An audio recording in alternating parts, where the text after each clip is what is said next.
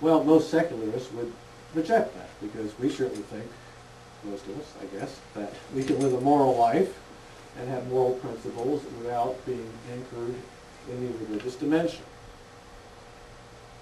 But is that true? How's that possible?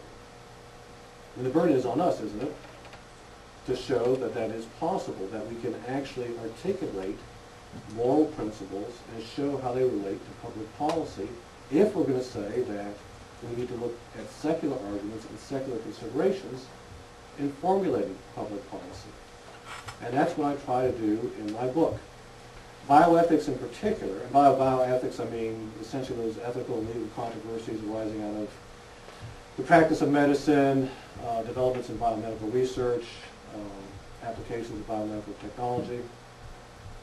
And that's actually one area in particular where religions have had a very strong influence, because every time there's a new development in biomedical technology, some religious leader will come along and say, oh no, we can't do this because it's against nature, or the one argument you've always heard ad nauseum, we're going to be playing God, right, if we use this technology. So religion has been very much a dead weight, in my opinion, in bioethical debates. So I want to take a look at some bioethical issues, as I do in my book. I look at assistance in dying, human enhancement technology, conscientious refusal by healthcare practitioners, regulation of genetically modified or genetically engineered plants and produce, stem cell research, which in the United States, not so much in Canada, has been a subject of controversy, always in the last decade, to see if we could apply secular moral reasoning in helping us formulate public policy.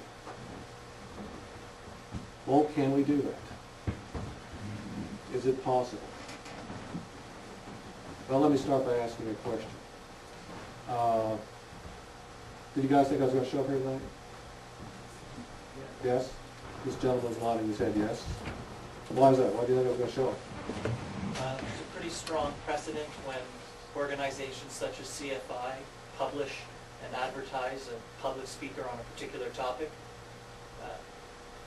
There are occasions when that speaker does not show up, but the vast majority of the time, the speaker does. Right. I made a commitment to be here, and you expected me to fulfill the commitment. You're right, sometimes things happen and people can't make their commitments, but generally speaking, we expect people to fulfill their commitments, and generally speaking, they do. And in fact, if you reflect on your everyday life, isn't it the case we just kind of rely, we don't quite think about this most of the time, but we rely on people to keep their commitments all the time.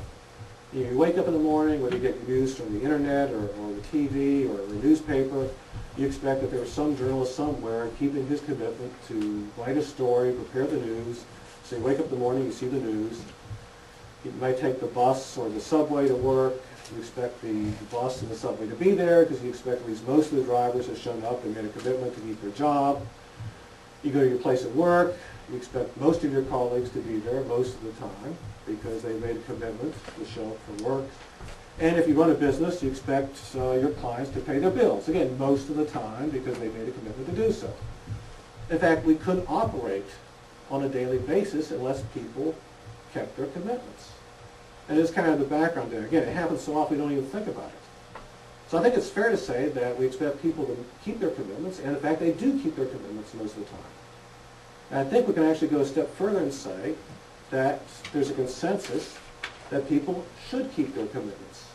Now, I'm not making a leap from fact to value, because I know in an audience like this, there are probably a lot of philosophers who say, oh, well, you can't do that, you can prove that is doesn't apply, ought, etc., etc. So I'm not going to get into that discussion.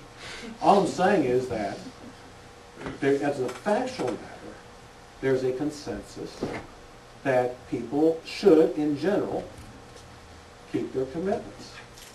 Now, you often hear that the statement that ethics is subjective. I'm not really sure what that means because it depends how people define subjective, so I can't really say yes or no to that. But if it means that we never have agreement on ethical issues, that's just plain wrong. In fact, if you think about it, we have a great deal of consensus on ethical and moral issues. Sometimes we tend to forget that because we focus on the exceptions, because the exceptions are more interesting, right? And that's what we have discussions and debates about. Not about the things everyone agrees about, but the cases where people disagree. But the fact of the matter is, there is a huge amount of consensus on ethical issues. And it couldn't be otherwise. Because again, if we want to go through our daily life, we go through it on the assumption that most people, most of the time, are going to honor moral norms that most people accept. Society would collapse unless we could rely on people to keep moral commitments and follow moral norms that most people accept. And that's why I refer to in my book as the common morality. Common morality is that set of kind of core norms that every society, in fact I would say every society throughout history has accepted. And while I was saying that, I'm sure there'll be some people trying to think of exceptions, but you know, the core norms aren't large in number, and that's one reason we have to go beyond them. But, I mean, the norms such as don't steal, keep your commitments, don't lie, don't maim others, don't kill others. These are norms that are accepted in every human society for a very simple reason that we couldn't live together otherwise.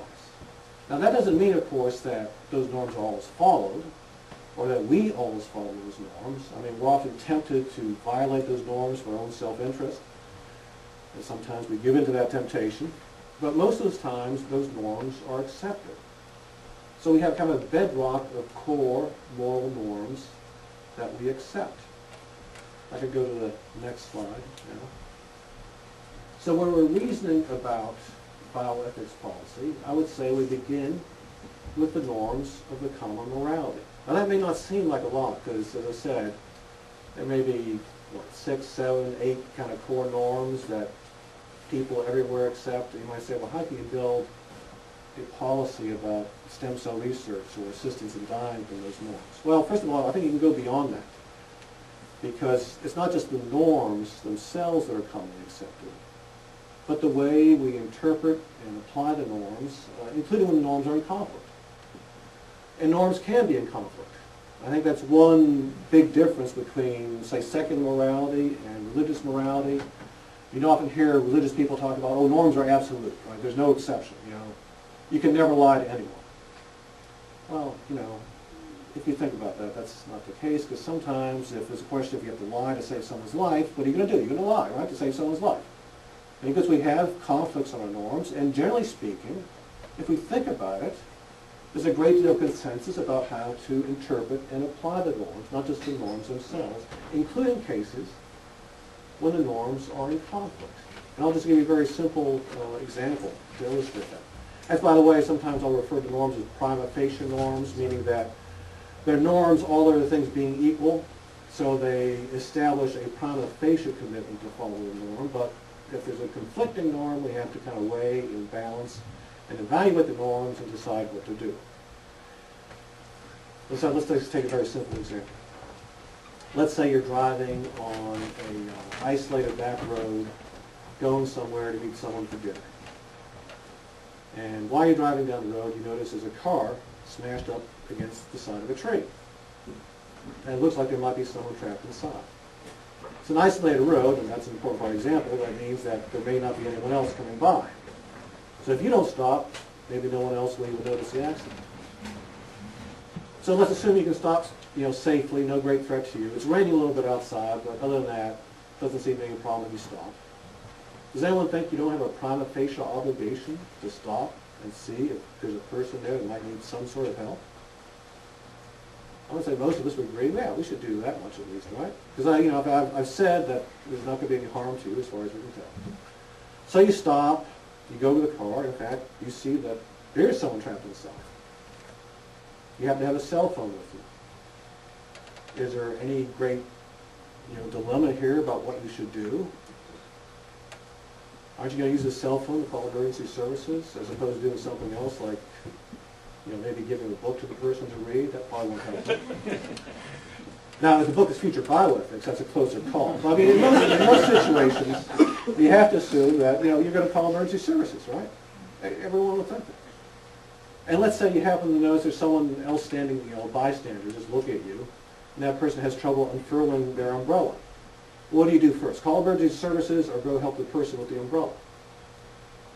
You call emergency services, right? Because, we weigh and balance this thing. We say, well, this person who's maybe dying needs help more than this person might get wet.